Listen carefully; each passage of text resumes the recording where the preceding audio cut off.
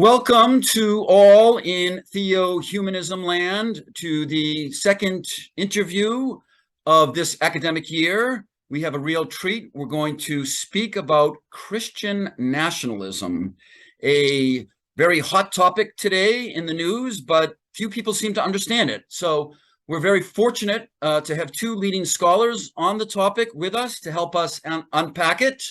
We have Dr. Paul Miller from the School of Foreign Service at Georgetown University. Paul, welcome to the Theo-Humanism Project. Thank you, Paul. I appreciate the invitation to be part of this. Great. And we also have Dr. Matt Taylor from the Institute of Islamic, Jewish, and Christian Studies in Baltimore, also a graduate of the Department of Theology at Georgetown University. Matt, great to have you with the Theo-Humanism Project. Anything I can do for Georgetown and for Paul, heck. All right, good. I'm not going to edit that out. All right. Good. Well, let's get right into this topic of Christian nationalism. We've heard a lot about it lately, and you each approach it with a different focus, and that's going to really enrich our conversation. Paul, maybe we could begin with you. Why do some Christians, some church communities, see the nation as Christian? It's kind of an odd idea, a political entity as Christian. Why do some churches, some Christians see the nation as Christian? And who are these communities? Well, from the perspective of those in those communities, it would be odd not to see the nation as Christian. They start with an observation historically that a supermajority of Americans have always professed Christianity. It's still even true today. And they argue that Christian principles were an essential part of the founding of the United States. And so they say, look, we are a Christian people. There's even a Supreme Court decision from 1896 that says so. The Supreme Court declared us to be a Christian people. And since that's the case, they say, we should stay that way. And I think that's the hardcore of Christian nationalism, is the belief that we are a Christian nation and we should use the government to stay that way. It's really an argument about national identity, about the purpose of government, about the jurisdiction of government, that it has a rightful say in who we are culturally, what our national identity is, and that government should use its powers to preserve and protect and uphold a certain cultural template for the nation. I think that's Christian nationalism, the best I can understand it. And I think that's drawn from what the Christian nationalists themselves say. This is a Christian nation, and we need to stay that way. Great. Just a quick follow-up. You sometimes talk about a distinction. You sometimes talk about a distinction between Christian nationalism and American Christianity in your writings. Could you help us see the difference? Because a lot of people, perhaps both people in the Christian nationalism circles, but also people who don't like Christian nationalism, they'd have a tough time distinguishing between Christian nationalism and American Christianity. Could you give some clarity to that? When I say Christianity, I'm trying to use that term as broadly as possible. It refers to a worldwide religion centered on the life, death, and resurrection of Jesus Christ. Now, I'm a Christian. And it is the center of my identity and my spiritual life and practice. American Christian nationalism is an argument about America's national identity and what it means to be an American. And it uses a lot of Christian language and concepts and rhetoric and symbols because it says that America is characterologically, culturally, a Christian nation. But you can be a Christian and not be a Christian nationalist. Oddly, you can actually be a Christian nationalist and not be a Christian, because Christian nationalists, it's really just about America's national identity. And there are, in fact, people who are not professing Christians who nonetheless would say, well, yeah, this country has always been identified with a broad Judeo-Christian cultural heritage, and that's what it means to be a Christian. So these things are very different, Christianity and Christian nationalism. Great. Yeah, Matt, maybe we can now turn it over to you. Still thinking about Christian nationalism, you look at a particular strand, a particular form of it that's situated here nationally, but that's also situated globally. So Christian nationalism in other countries. So is it still nationalism if it's situated globally, if it's kind of cutting across nations? So, I mean, maybe you can talk about the communities that you look at, what's driving these communities, whether on the national stage or on the global stage, what is particularly driving them in understanding their faith as a national project or a nationalist venture? Yeah, so sometimes I worry that our language of Christian nationalism is just vague enough to be unhelpful. And so in my own writing, in my own thinking, I'm actually moving more away from using the language of Christian nationalism because, as you say, it tends to inscribe the movement within particular borders. And sometimes the way that people use Christian nationalism in the US makes it seem like it is this case of American exceptionalism, of a sui generis phenomenon, where when you actually look around the globe, there are forms of Christian nationalism in Russia, right, that has the Orthodox Church or the Eastern Orthodox Church supporting it, in Brazil and Hungary and many other kind of domestic locales. You have these same sorts of sentiments. I am actually moving more and more towards using the language of Christian supremacy and using the analogy with white supremacy, which is a transnational movement that is trying to think about kind of Christians as superior and Christians as more entitled to civic participation, more entitled to dominate the public space, whether they are a majority or not. And so thinking about it that way, I think we can see how these ideas actually bleed and blend across borders and influence each other. So the movement that I focus on in this world, that I would actually characterize as a form of Christian supremacy, not the only form, but one major one, is a movement called the New Apostolic Reformation. This is a term that's coined by a professor at Fuller Seminary. I'm actually a Fuller Seminary alum myself. And the professor's name was C. Peter Wagner, Charles Peter Wagner. And he coined this term in 1996. And what he was trying to describe is a movement, a shift that has occurred within Pentecostal charismatic Christianity. So Pentecostal charismatic goes back to the Azusa Street revival that broke out in Los Angeles in the beginning of the 20th century. It has roots that go even further than that. But there's different expressions of Pentecostal charismatic Christianity. And this one emerges out of what we could call the independent charismatic sphere. So there are forms of Pentecostalism that are denominational, that conform to traditional denominational boundaries and structures that govern most churches. There are forms of the charismatic movement that actually inhabit Catholicism and operate within Catholicism or operate within mainline Protestant denominations. But this is a movement that the independent charismatic world emerged in around the 70s or 80s, mostly in the United States, but also around the world. Sometimes it's called neo-Pentecostalism or the neo-charismatic movement. Globally, those are more in use. But here in the US, you have this independent charismatic world that C. Peter Wagner was a part of.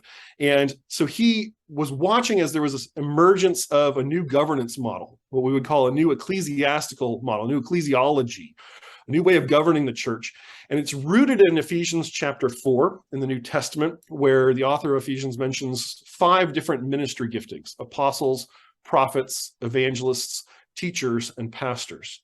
And this movement that Wagner was watching was saying, well, what happened to the apostles and prophets, right? These are some of the most important authority figures in the New Testament, also in the Hebrew Bible, but they are virtually absent from the modern church. And so this movement focuses in on reinvigorating the leadership of apostles and prophets, charismatic apostles and prophets, so filled with the Holy Spirit, operating in power and miracles, and prophets, not the kind of Martin Luther King like prophets trying to challenge society, but thus saith the Lord kind of prophets. And this movement has just taken off around the globe. Sometimes it's called the apostolic and prophetic movement. Sometimes it's just called the fivefold ministry movement, again, because there are those 5 gifts. And Wagner actually leaves Fuller Seminary and goes and starts trying to build this thing in the United States. And he forms different coalitions that are a part of this. And what I have found in my research is those circles of influence around Peter Wagner were some of the most influential and important leaders in leading up to the Capitol riot. And they were also some of the most important Christian nationalists who were attaching themselves to the Trump administration. But again, this movement is global and has grown globally a lot in the last 25 years. So I think it helps to be able to zoom out sometimes and think about this, the global implications of this, even as we deal with and try to factor in the things that are going on here in the US. And if I could maybe just respond to one or two points there. I want to first agree that Christian nationalism, if we're going to, I'll use that term, is a global phenomenon. My remarks are really about American Christian nationalism, which is the focus of my book. But absolutely, we see other nations trying to reassert a traditional notion of their national identity, which is always tied with religion, and in countries with a Christian history or heritage, Hungary, Brazil, Russia, that does take the form of a Christian nationalism.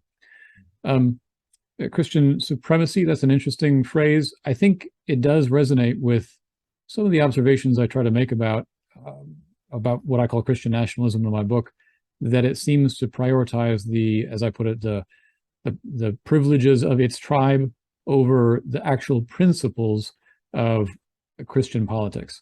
And so maybe Christian supremacy is an accurate way of describing that.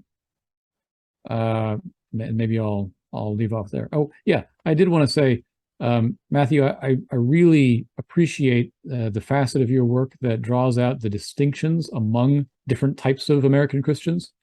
I think I didn't do that very well in my book. I write quite a lot about white Christians and white Protestants and Anglo-Protestants without really differentiating among them. And I think that your work does a really great job showing the differences among American Christians and among American Protestants and white Protestants, and you really dig down very deeply in that. And I think that's an excellent way of getting a more granular understanding of where the nationalist or supremacist movement is most deeply rooted, where we find the strongest bastions of enthusiasm for it. I still think we find the voting base broadly covers all communities, right? It's a pretty widely popular phenomenon, but I think your work helps us see where the strongest bastions of enthusiasm are. Well, maybe if I can jump in on that as well. So I would definitely agree with you in terms of the way that we think about race and religion in the United States. The analogy I've sometimes used is because of the way that race operates in the United States, I think it's helpful to think of it as a Venn diagram, right? So you have white supremacy and you have Christian supremacy. Mm-hmm. And those things mostly overlap in the US, right?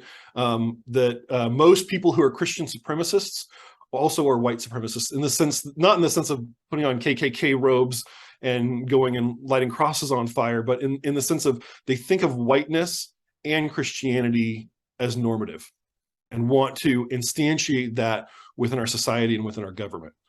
But they don't overlap perfectly. And especially when we move out onto the global stage, you could talk about white Christian nationalism in Russia, but it's going to operate very differently. And especially when you think about a place like Brazil, suddenly you're having a very different conversation. So I agree with you. I think differentiating among the different strands of Christian nationalism is maybe the next stage in scholarship to try to figure out, okay, how do we actually address this stuff? How do we think about this in a more constructive way?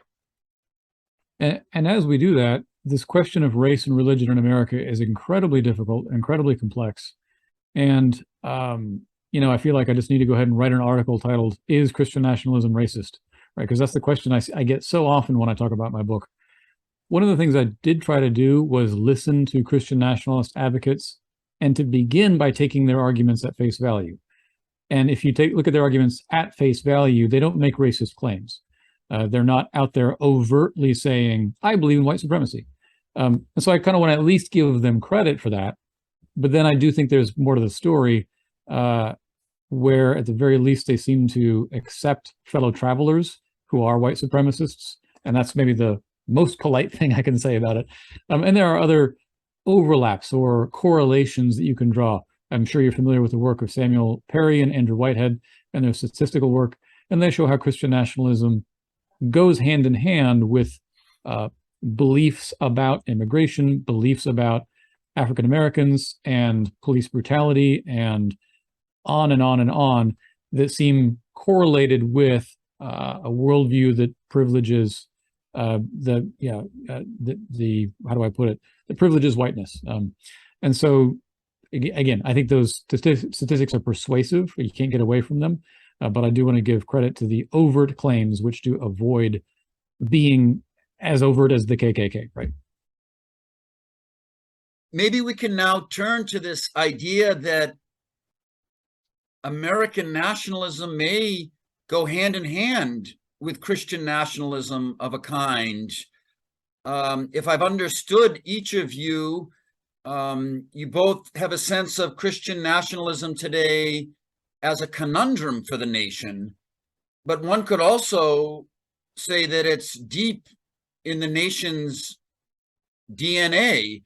I mean, certainly there's been a variety of views on this from the beginning, but one could also say that from the beginning, there's always been a sense of America as having a Christian-informed purpose, and that U.S. know-how, U.S. values, U.S. power should drive that. So, for example, in the progressive era, the social gospel, right? Yeah. I mean, a lot of the things seem nice, you know, social justice, but it was very clear that this was also about the American nation's mission in the world. And it spilled over into American foreign policy, for better or for worse. The prosperity gospel, right? I mean, it seems to kind of also be very closely tied to the American nation, its know-how, its values, its power, that the prosperity gospel, the idea that, free markets, as it were, that American policies back are somehow America's expression of the Christian message.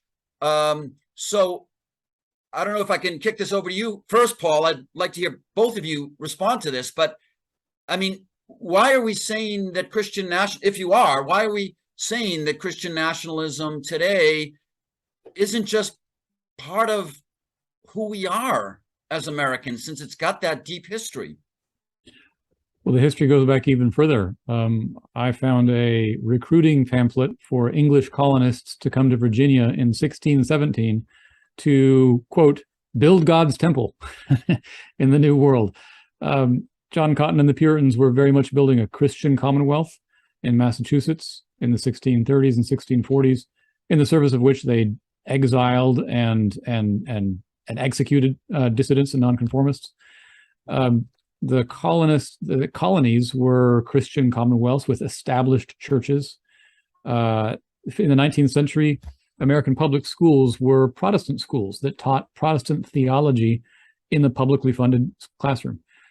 So this is, you're absolutely correct, Paul, that this idea of America's identity entwined with Christianity, it goes way back. Number one, that doesn't mean it's good, right? History can be full of like bad things. So history is not normative. But number two, there is another tradition of American identity that also goes all the way back. I mentioned John Cotton, but I should also mention Roger Williams. He was also a Puritan, and he was the one they exiled. And he argued for disestablishment and religious freedom and a much more friendly relationship with the Native Americans. And he opposed slavery. And for his trouble, he was exiled and he founded Rhode Island. That's also part of American identity. When it came time to actually found the nation formally in the 1770s, 1780s, the founders settled on a constitution that said no religious test for public office. It was famously, I quote, godless constitution. That was a big scandal back then, but they thought that was the better way. And the First Amendment is the most anti-Christian nationalist document, I think, in American history. The idea that we will not have an established national church and that you can worship and say whatever you want to. This is also part of American identity, and I'd say the prevailing theme, the prevailing narrative of American identity. So in a sense, we do have dueling conceptions of American identity, and the Christian nationalist conception, it is quite old, quite ancient, but so is another view of American identity, what I would call the creedal view, the idea that America is founded on the ideas of freedom and equality for everyone. That is as equally ancient as the other idea, and it seems to me that in our proudest moments are the moments when we live up to that creedal identity. I'll just say I very much agree with Paul's summary of the history there. I think you really have these two threads running through American history.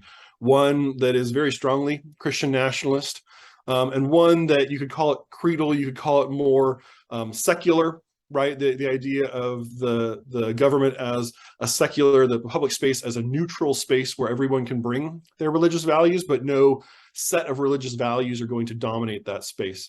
If you go back even shortly after the founding of the country, there's this famous treaty that is signed with what are called the Barbary Pirates, a group of mostly Muslim communities across North Africa.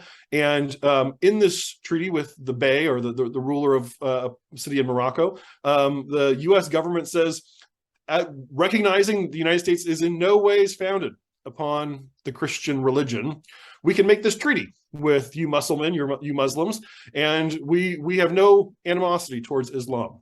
And that treaty was ratified. It would pass through the US Senate. Nobody objected to it at all. It was unanimous consent. It was signed by President John Adams. So you have, from the very start, some of these documents saying, no, we're not a Christian nation. At the same time, you can find in correspondence among members of Adams's cabinet, even James McHenry, for whom Fort McHenry is named, who was the Secretary of War at the time, says, this is a travesty that this was passed. This was trampling upon the cross. If we are not founded upon Christianity, what are we founded upon? Right? So those two voices, those two tendencies are very strong throughout American history. And in many ways, American Christian nationalism peaks during the Civil War, where you have the North claiming a certain narrative of Christian nationalism, and the South claiming a narrative of Christian nationalism, and actually putting God in the Confederate Constitution as an argument, as a rhetorical point to argue against this godless Constitution that Paul mentioned. So I would say the challenge, you raised the question of, is it a particular conundrum today, Paul? And I would say it is, in part because for most of American history, Christian nationalism was a bipartisan endeavor. It was full spectrum. I mean, you can find statements from many US presidents that endorse things that sound a lot like Christian nationalism, going back to Abraham Lincoln, right? Going back to Eisenhower. These things are present throughout our history. That starts to change in the 1960s, in part because of the sexual revolution and cultural changes, Supreme Court jurisprudence. It also starts to change because of the 1965 Immigration Act and the fact that you now have people coming to the US who are not Christians and are not Jews, right? Because there was this interlude where maybe we're not a Christian nation, maybe we're a Judeo-Christian nation, and that was kind of a reformulation of Christian nationalism that's still popular in some circles today. So I think that historical shift has meant that Christian nationalists today feel more embattled and feel more militant in seeking to take over the government to protect their own interests. I think that's exactly right. The notion of America as a Christian nation was unquestioned, I'd say, clear up until about the 1960s, maybe a bit beforehand. And there was always arguments about what exactly that meant and what were the implications of it. But now it is more of a partisan argument where one side feels like it is the inheritor of the mantle of the Christian identity, and it is fighting against an un-American left, the godless, the progressive left. And that's why the argument for Christian nationalism has gotten, I think, deeply polarized and quite bitter, and it is more defensive and reactionary.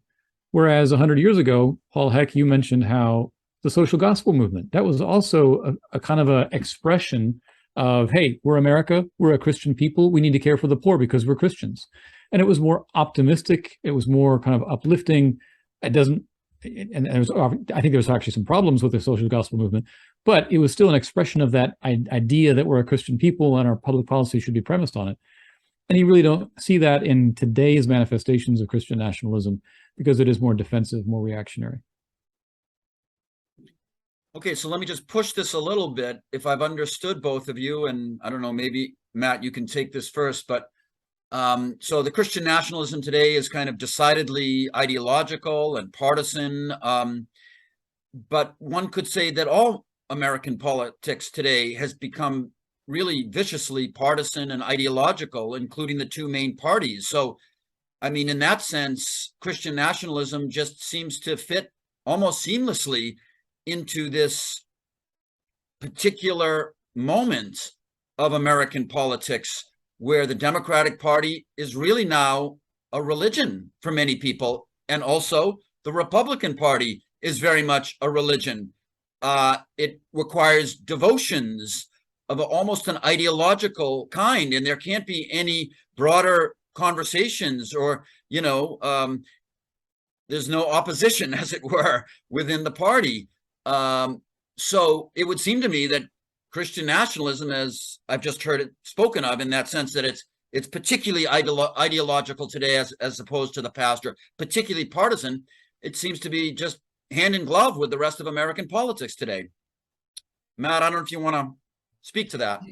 Yeah, so I think I agree and disagree. So where I would agree with you is, yes, I think our politics have become increasingly tribalized.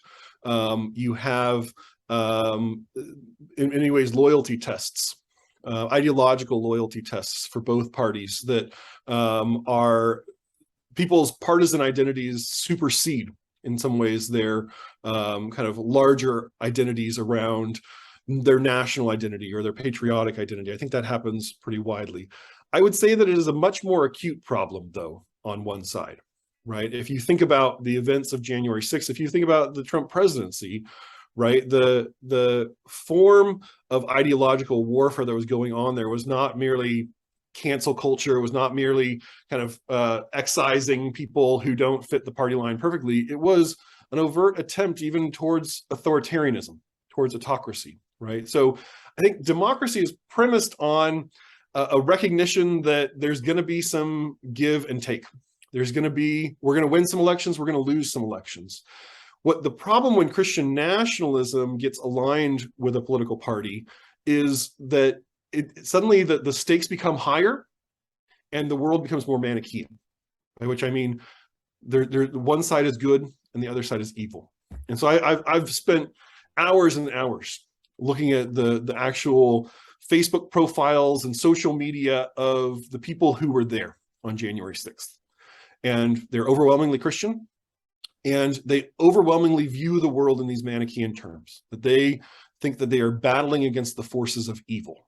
They think that if Joe Biden and Kamala Harris take office, then evil will triumph in America. Right. And at some point, you're not in the realm of political negotiation, of democracy at that point.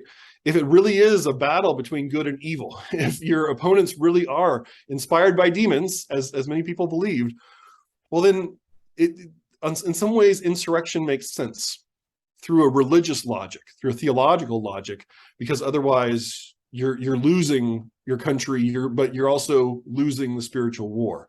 So I do think that there's a problem of polarization. There's a problem of ideological consolidation on both sides of the spectrum.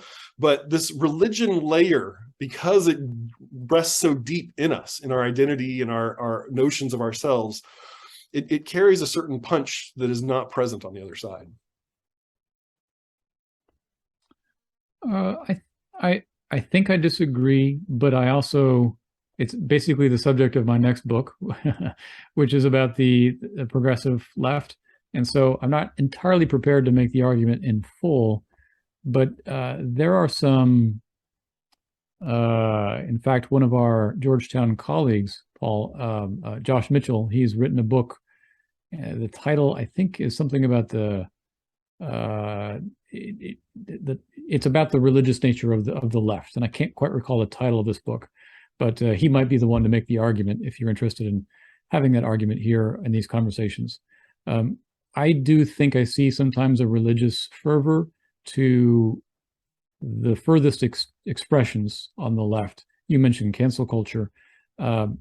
The passion with which heresy is denounced when you say something that diverges from progressive orthodoxy, it does feel religious to me. I'll maybe stop there because I feel like I can't do justice to the argument, but ask me in 5 years when I finish the next book. Yeah, this is a really big question for me too, especially when I speak with some of my undergraduates who would be concerned that if Donald Trump and company get elected, that would be evil. Just as you were saying, some people in the Christian nationalist, Matt, you were saying some people in the Christian nationalists would see Biden and Pelosi's, reign as evil. And so it's really it's a difficult question, I think, whether this Christian nationalism is kind of just the counterpoint, the other side of the coin to an equally ideological, equally partisan secular nationalism, if that's even the right term. So I just raised that question. I'm not asking anyone to answer it, but I sometimes wonder, I mean, there does seem to be something particularly, I don't know what the word is, a kind of spiritual warfare, as you called it, Matt. I think that's true in a much more organized sense, I guess. But nevertheless, I sometimes wonder whether the other side, call it secular nationalism, has also raised its policy views to the level of absolute truth. So I guess, I don't know. I mean, one point we can kind of approach to kind of consider this more fully is whether Christian nationalism is a single phenomenon. I mean, you both mentioned in a way different strands, but I mean, I think you can unpack multiple strands. I think we can all think of people who aren't part of the New Apostolic Reformation, and they're not card-carrying Christian nationalists in the sense of involved in the January 6th or that type of thing. But they do have concerns about the direction of the nation, whether that's just decency out there, or whether that's particular stances on hot button issues like gay marriage, etc. So I don't know. I mean, it seems to me that there's just a spectrum with all kinds of points on it when it comes to Christian nationalism. And so I guess I'd like to push both of you to name a few key qualifiers of Christian nationalism. I mean, would my uncle, who would really, like to see more values in the public space and, you name it. I mean, more community where he feels like nobody's talking to one another, and he feels that church communities help people talk to one another. I mean, yeah. So, what would you? I don't know. Maybe Matt, I can ask you. What would you kind of really, to get us really fixed on some anchors here? What would be some key points that would say that's Christian nationalism, as opposed to people who want a richer moral life in our local neighborhoods and communities? Yeah, again, this is part of my own dissatisfaction with the vocabulary of Christian nationalism, right? So now you even have politicians like Marjorie Taylor Greene who have appropriated that term and said, "Yeah, I'm a Christian nationalist. I'll own that," right? So it's the term is loose enough that it defines a spectrum, and yet we're supposed to be alarmed, and yet parts of that spectrum I'm not deeply alarmed at, right? So growing up, there was an American flag in the front of my church. Looking back on that now, I have some theological qualms about that. I'm not so sure it's a great idea to have an American flag next to a Christian flag in the front of a church. But am I deeply concerned that that is going to lead to the overthrow of our democracy? No. Right?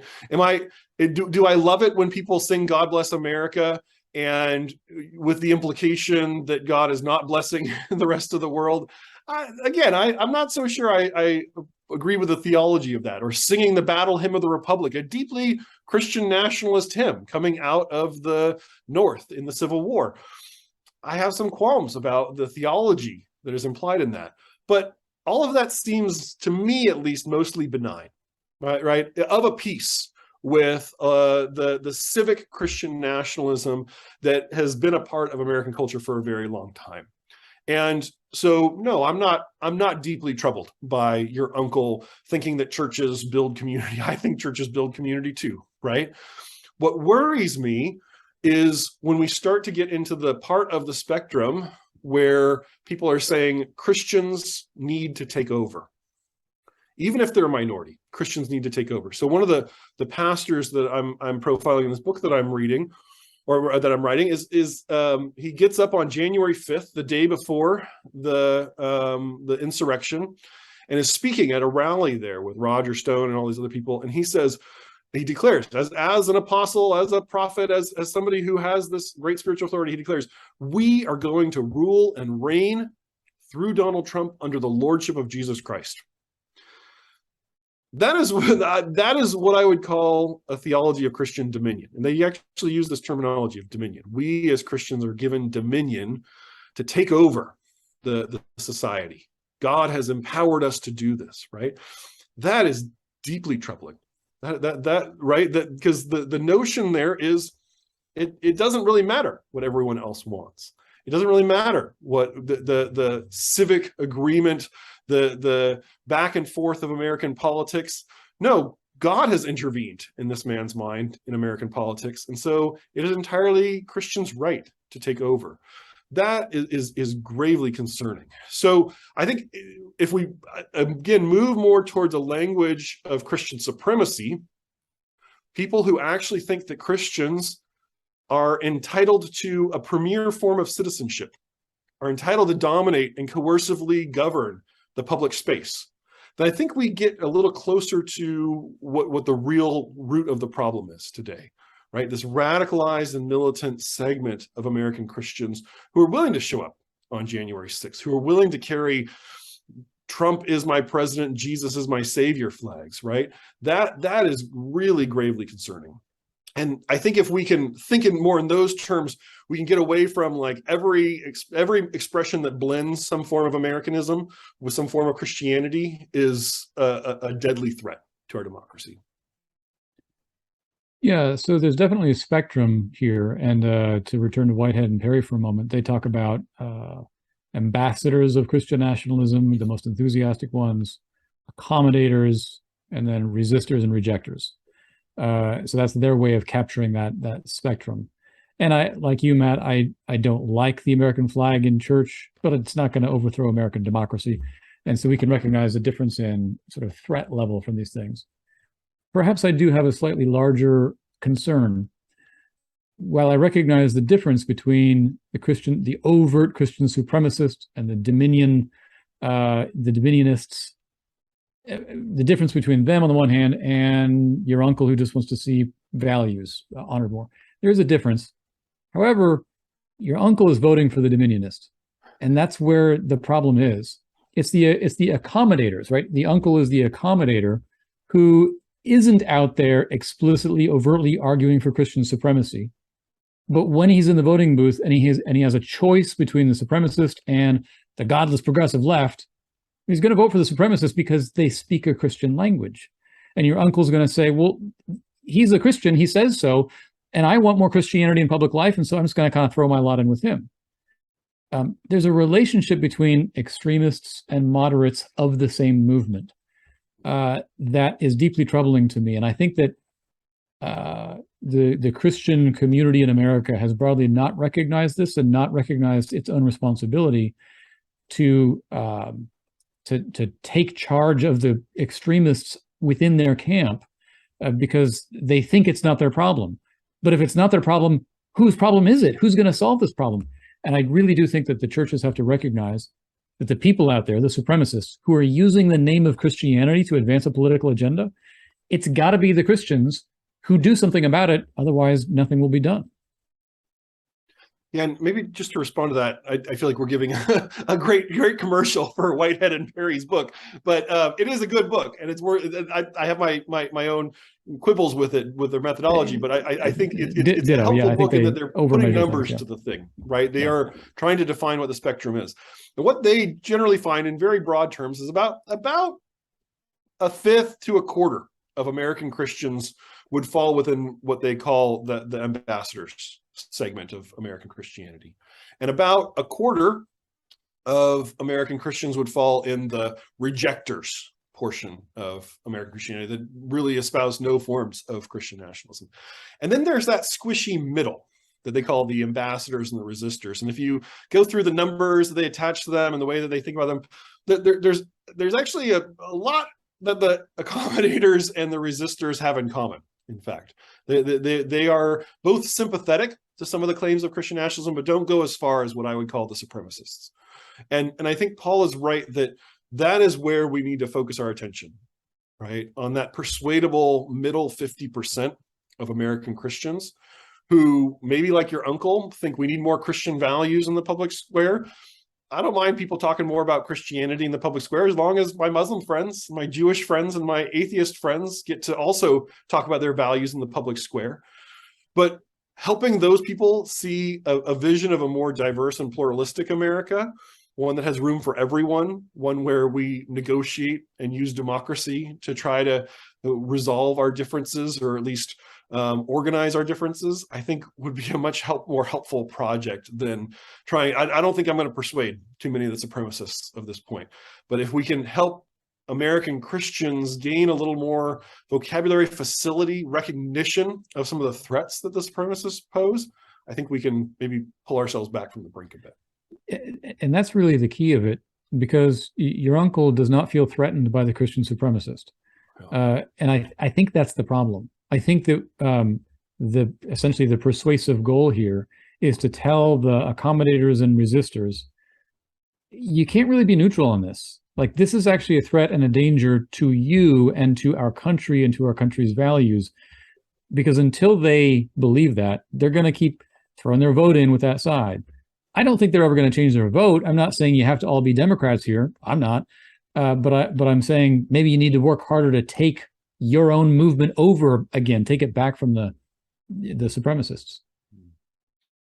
Yeah, it's such a fine line, because to get our values out in the public sphere, we often want our elected reps to promote them or even to articulate them in policy platforms. So it's such a fine line, I think, at times, between, on the one hand, people who want to see their values out there in the public space, and then this need to have dominion of the public space.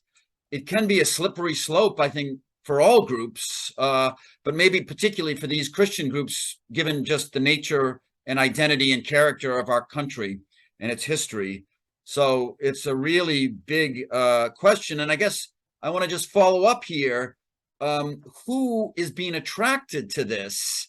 I mean, you guys just spoke to it. There's a lot of people in the middle, or, they want values, but they'll get on board with this, so on and so forth. But I guess what I'm asking is, the people who are getting on the bandwagon of Christian nationalism or Christian supremacism, to use Matt's term, do they see this as the expression of a genuinely religious vision?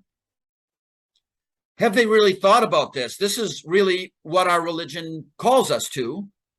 Or is this expression of disgruntlement against what is perceived to be a national elite that gives more attention to foreign migrants than to our own, that fails to speak to the needs and the suffering of, for want of a better term, deep America, these communities of people who feel abandoned by the national elite? So, I mean, the people who do pull that lever, or even, identify with Christian nationalism in a more, loose sense or a tighter sense, is this really a religious vision that they've thought out? Or is it just a kind of it's a wedge, it's a kind of a powerful wedge to use, because you're politically disgruntled and you want to push back against the nation's ruling elite? Matt, I don't know if I could pass it over to you. Yeah, so again, I think we need to differentiate among different segments of what we could call that spectrum of Christian nationalism, and even different forms of Christian supremacy. So, right, I'm focused on this kind of independent charismatic segment, but you could also, and I think that Paul's book actually focuses quite a bit on this, kind of that white Southern Baptist, slightly secularized form of Christian nationalism. But you also have a Catholic integralist form of Christian nationalism that is using its own kind of Catholic vocabulary. And you have a separate kind of Reformed Calvinist strand of Christian nationalism that sometimes gets labeled Reconstructionism, that is also a form of Christian supremacy. So you've got a lot of different flavors within this, and they're each appealing to different segments of American Christianity, I think. The segment that I'm looking at, this New Apostolic Reformation, independent charismatic world, it is very religious for them. And it is very theological for them. I'm not going to, again, speak for everything else that's out there, but for these folks, again, they're being informed by words from their prophets, who all happened to align around Trump and say that Trump was destined by God to win the 2020 election. That's part of the energy that fueled the Capitol riot, was this belief in these prophecies about Trump, and the belief that God wanted Trump to win and that human beings needed to enact God's will. But for these folks, they have a very carefully organized program, theological program of Christian supremacy. They call it the Seven Mountain Mandate. It's this, they divide up society into 7 different spheres, 7 different segments: education, government, religion. And their goal is for Christians to take over every one of those mountains from the top down and then govern, right? So for them, that is an entirely theological idea that they're working with. It's not that they haven't thought this through. They haven't really thought through the process of what that would look like, right? When I interview them and talk to them, I'm like, okay, so how does this actually work? You take over, and then how do we get to a great Christian society? And they're like, well, Christians will govern rightly, right? Like, yada, yada, yada. We've solved it, right? And so they aren't really thinking about religious minorities or the experience of people who don't want to be governed by Christians. But in their mind, this would be a beneficent dictatorship of Christian values. But for them, it's very religious, it's very theological, and their motivations for showing up on January 6th were deeply religious. So I worry sometimes when people talk about Christian nationalism as though it's merely a cultural phenomenon or is merely a political identity. I think we aren't attending to the real world values and theological ideas that are undergirding this.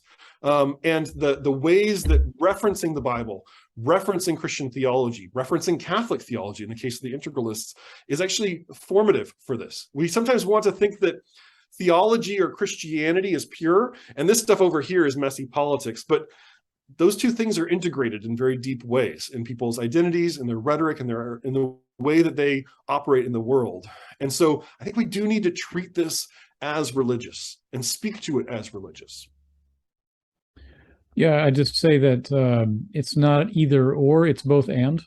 It is both cultural, political, there's economic concerns, there's class resentment and all that.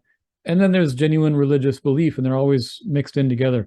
Look, I don't know that there's a whole lot of voters out there who are sort of ideal type Christian nationalists who are like, I need to go find my Christian nationalist candidate.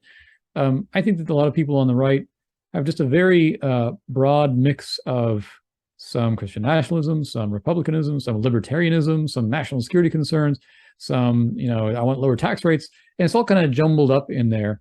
And then along with that is your uncle's concern, like, I'm a Christian and I want to see more values in the public square, and the other side seems so awful, and so I'm just going to keep on punching the ticket for the big R. That's a realistic picture of how people actually think and decide and vote. It's not consistent. It's not rational. When we focus on leaders and ideas, we try to find the rationality and the consistency there. And I think you can find definitely religious leaders making religious arguments. And then, somebody like Samuel Huntington, who is very much focused on the cultural argument, but they're all moving in the same broad direction. So I'd like now to address the question of Christian nationalism and the future. From what I've heard, it is a conundrum in all its complexity. and one doesn't want to dramatize all parts of it, but there is this dominionist trend, and that can be a slippery slope for many people. So it's a conundrum for a culturally, religiously, ethnically diverse nation. And so, Paul, on the one hand, you mentioned earlier that it's the Christians, it's the churches who need to speak to this. And, Matt, you mentioned just now, we need to learn how to speak to this as a religion. So the question is, how do we do that? And so maybe, Paul, I could ask you, what would pastors or preachers need to do? For us to address this conundrum, would they need to start, doing political theology on the pulpit? And would they need to tell their flock, their congregations, not to think about their beliefs and values except in their own private sphere, to kind of stop that slippery slope at the ballot box? Matt, I'll have a similar question for you regarding the university and what the university can do. But yeah, I mean, Paul, if Christians are to take this seriously, particularly Christian leaders, what type of theological arguments can they make or perspectives can they offer to deal with this? So, yes, I think pastors need to speak about this. And I think it does mean sort of teaching a kind of a biblical political theology, either from the pulpit or during a Sunday school class, to help Christians think carefully about political loyalties, the different jurisdictions of church and state, being a citizen of the kingdom of heaven and how that's different. Jesus said, "My kingdom is not of this world," and so forth. I think that's all important things pastors need to emphasize. You said, do they need to teach the congregants to keep their values in the private sphere? Actually, no, I think that's actually to be maybe counterproductive. It's rather we need to learn how to differentiate between advocating for equal justice for all, which is good and is a Christian value. On the other hand, seeking supremacy for my tribe. And these are different things, and one is good and one is bad. I think that's kind of a distinction that I'd like to see churches make. I think broadly, I want to see churches take responsibility. I think a lot of church leaders think, this ain't my job. My job is to stand up on a Sunday morning, preach about Jesus, and then let my congregation go, and I visit them, the elderly members who are sick, and I preach a funeral and I preach a wedding. And that's kind of the limit of what they think it means to do church. And my message to them is, there's a movement out there that is taking Jesus's name, and it's putting the name of Jesus, the name Christian, on this thing. And I think in some ways it's very clearly not Christian. And therefore you, pastor, who do actually hold the keys to the kingdom of heaven, you actually have the responsibility from Jesus himself to represent Jesus on earth. You need to call out the false teachers. You need to call out the people who are misusing the name of Jesus. And if pastors abdicate that, then we're going to have all these other people out there using the name of Jesus to bless their political program. And how are we to decide? How are we to pick who's the right one and who's the wrong representative of the name of Jesus? I think pastors really definitely have a responsibility here. And it's probably a responsibility that most white pastors are uncomfortable with. I think black pastors, the African-American tradition has always been more comfortable because the churches were so central to the civil rights movement. They don't have the same hang-up with the kind of admixture of politics and religion here. But a lot of white pastors, they need to understand a larger political role than just preaching about the evils of abortion, right? They never have a hang-up about preaching on that. So yes, they need to preach a biblical political theology that means essentially reclaiming the name of Jesus in the public square. Yeah, so Matt, if we could turn it to you now, in the university, I mean, why is Christian nationalism a blind spot in the university? That could be one way to look at it. I mean, it's clearly such a politically relevant question and conundrum. And I mean, shouldn't universities be dealing with politically relevant questions and conundrums? And why does the modern U.S. university not get it? And what could be done? I mean, for universities, particularly faculty, to help students think about this phenomenon, particularly religiously, and not just as this societal phenomenon out there or social movement. But if they're going to understand it, and as you said, it is religious, I mean, would this require bringing theology back into the university curriculum after, all these years of banishing it to seminaries?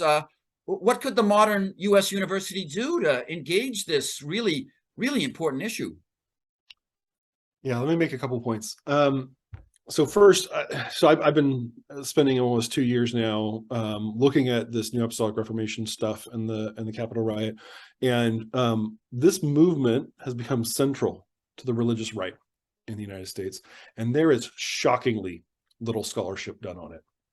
I mean, like maybe a couple people have written books. Now, part of that is that it's new, right? It's emerged over the last 25 years, but part of it is I think that what we do in the discipline of religious studies and theology is often about respectability.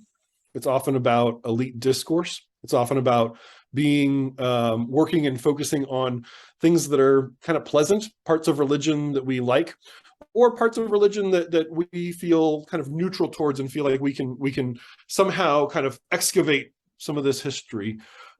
J.Z. Smith, who's one of my favorite scholars of religion, has this fantastic essay that I would recommend everyone go back and read, where he is trying to reckon with what happened at Jonestown, the massacre at Jonestown. And he says, this was a religious phenomenon, and we as religious studies scholars, that's our domain. That's what we have to try to make sense of.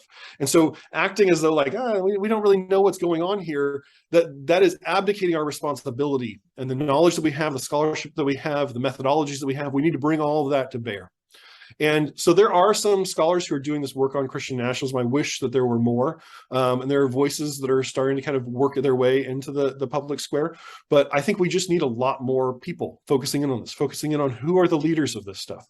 I worry sometimes that our universities function as elite enclaves that are often largely secular. Even a place like Georgetown, that is a Jesuit and Catholic university, can still function in a kind of pseudo-secular realm. Not in a way that there's no spirituality or that's approved of on campus or anything like that, but that we can kind of divorce ourselves from the broader culture.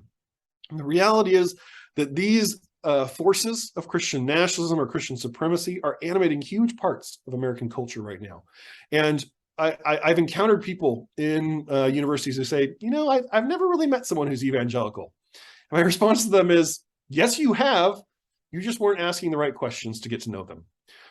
And so I think we need to get out in the community more as scholars. We need to go out and meet people who don't have college degrees and get to know them. We need to be paying attention to voices in religion who are not elites and who are on the ground, who are working some of this stuff out.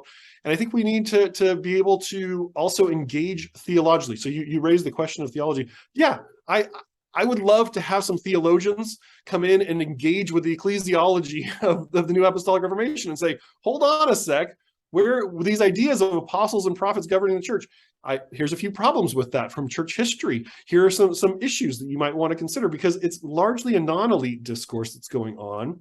And yet the elites that are coming up, these apostles and prophets who don't typically have much of an education, are imbued with immense spiritual authority. And yet they're fairly naive about Christian history and about the danger of the power that they carry, right? So I would love to have more scholars and more students at universities engaging with this stuff. One of the other pieces that I want to throw out is, I think sometimes the students in our classrooms do come from these worlds, but they're afraid to talk about it in our classes because they feel like this is disrespected. And I think we need to make space for students who are coming from more of an evangelical or Pentecostal or charismatic background to express themselves and to talk about their worldview. Because those are the people, when we talk about ambassadors, those are the people who, as they gain new ways of seeing the world, as they're exposed to new ideas, can take that back to their communities as well. So I really wish that we could have a little bit more of a transparent and honest conversation about the bias against conservative Christians that sometimes happens in the classroom, not in the sense that we need to have the classroom be completely neutral and never confront that, but that those students would also feel welcome to bring their ideas and have those ideas challenged and confronted as well. Good. Okay. So just building on what you both said, I mean, thinking of the larger picture here, we're a nation that's in a very kind of divided moment.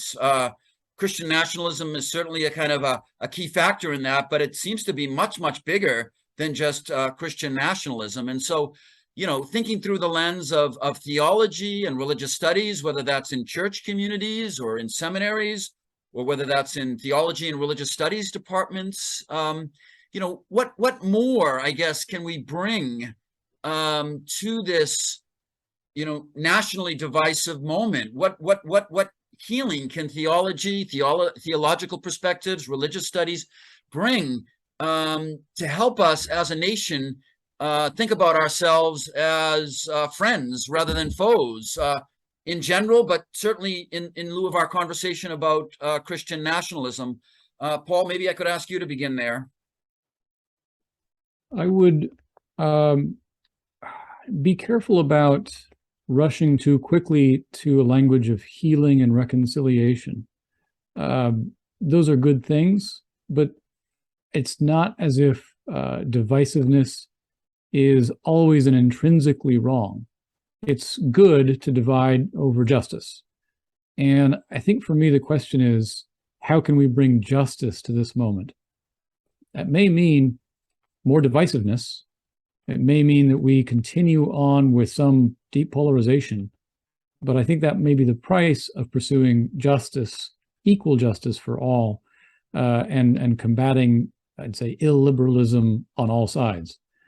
And that, if that's indeed the calling of the moment, it requires perseverance and courage and a willingness to put up with being called the bad guy. I'm sort of preaching to myself right now because I'm a little bit weary. My book is out and I'm very proud of it, but you paint a target on your back when you write a book like that, and I feel the darts of many people aiming at that target, and so I think that we need to continue to speak into the moment with truth and wisdom the best we can see it, and be willing to be divisive if that is indeed the necessary thing in the moment. Matt? As I said earlier, I think part of the problem with Christian nationalism is that it's Manichaean. It paints our side as good and the other side as evil. And it's reductive when it talks about American history, right? American history is incredibly diverse. There's all kinds of different forces in American history. America is diverse today, right? There's all kinds of different perspectives and viewpoints and understandings of America. And one of the things that I think we can do in academia is challenge the demonization of the other side, right? Part of the problem of the Capitol riot is that people literally thought the other side was inspired by demons. And we would only be doing the mirror image of that if we demonized those same people. Instead, I think we can see them as fellow citizens who were deeply misguided, but who are hopefully persuadable, who are hopefully people that we can bring back into the fold of American democracy. When you think about 48% of Americans voted for Donald Trump in 2020, despite everything that had come before that, despite everything that they knew about him. And the challenge is you can't have a liberal, lowercase l, liberal, pluralistic democracy if 47% of the democracy decides they aren't going to play along. So what we need to find is ways to have kind of dialogue, conversation within America. And some of those conversations need to be intra-Christian, between Christians who are heavily polarized and say, okay, let me listen to you, and then let me challenge you. And I think that Paul has done good work in writing this book, even though he has made himself a target. I think he is engaging that conversation. He is pressing our fellow Christians to say, there are other ways to think about this. And here are some of the dangerous paths that you're going down.